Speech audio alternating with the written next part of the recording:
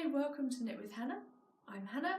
Today we're looking at moss stitch, also known as seed stitch. Hi,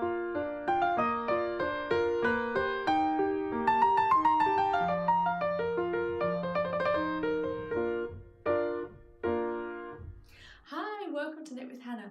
I'm Hannah. I'm here with Knitting Natter to help you learn to knit the easy way. And yes, I'm here on a regular basis. If you subscribe, you'll see that I'm here every week. I'm here every Tuesday. If you like notifications, then click the subscribe button and click on the little bell as well, and you'll be notified whenever I put a new video up. And as I said, that's every Tuesday, every week. Now then, today we're looking at moss stitch, and that is also known as seed stitch. But here in the UK, it's moss stitch. We love it, we use it a lot, and I would love for you to just join me for this demo. Let's get right down to it now. Let's have a look at moss stitch then. You can see this is a finished panel of moss stitch. It looks like a very small drafts board or checkers board. It's just lots and lots of dots. It's really lovely texture if you feel it like that. And this is perfect for a beginner's scarf, for example. That's a lovely texture to start knitting for even a dishcloth or a facial face cloth. That's a lovely texture for a bit of exfoliant. There you go. But what we're going to do to make that moss stitch or seed stitch is, take a look at that. I have got, let me double check how many stitches I have. 16 stitches on my needle there. So it's just a small sample, and I will show you now what we do. So let's take a look at this first stitch.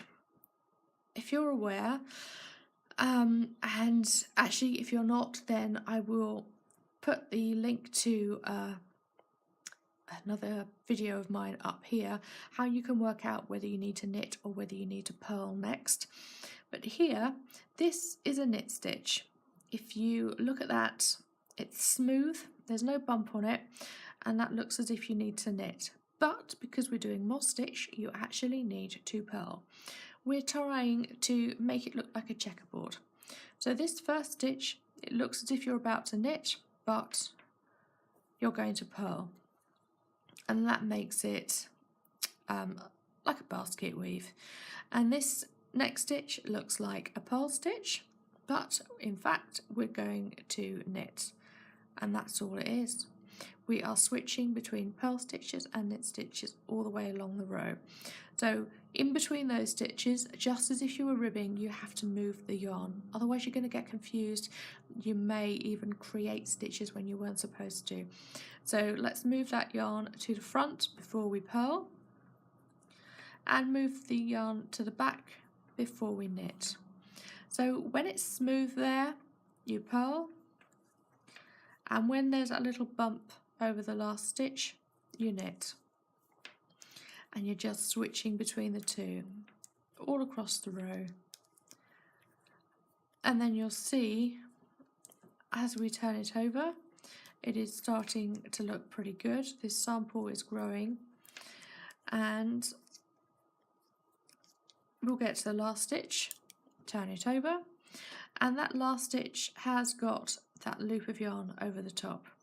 So instead of purling, which that would normally indicate, we're actually going to knit that stitch. And then there's a smooth stitch there. You can see that little diamond or maybe a heart shape, depending on what you want to call it. And we're going to purl that. There's the loop sitting in front of the stitch, but instead of purling, we're going to knit. And we are switching between knit stitches and purl stitches all the way along the row, and we are moving the yarn in between those stitches. So it always sits at the front between a purl stitch, and it always sits at the back before a knit stitch. Purl at the front, then move yarn to the back for a knit stitch, move the yarn to the front for a purl stitch, move the yarn to the back for a knit stitch. That's it. We are switching. It's like doing a single ribbing, but the stitches don't match up. We are doing a single ribbing incorrectly. So that's it, that is moss stitch, and that is also known as seed stitch, and you can see how it looks over a larger piece there. Great, I hope that was helpful for you. You now know how to knit with moss stitch. Now there is another video that you might like, and that is talking about knitting curling at the edges. If you've ever come across this when you're knitting stocking stitch, the knitting just curls at the sides, I talk about moss stitch in there too, so if you want to go over and have a look, I'm going to link it along here with the video, and you'll find that you are now a master of creating fabric that doesn't curl. I'll show you in that video why it does curl, when it curls, why you don't want it to curl, when it's fine curling, and all things about a fabric curling when you're knitting. Okay, thank you so much for joining me today. I hope I'll see you again soon. Like I said, do subscribe and you'll be notified whenever a new video comes up every Tuesday, every week. Bye for now, and happy knitting!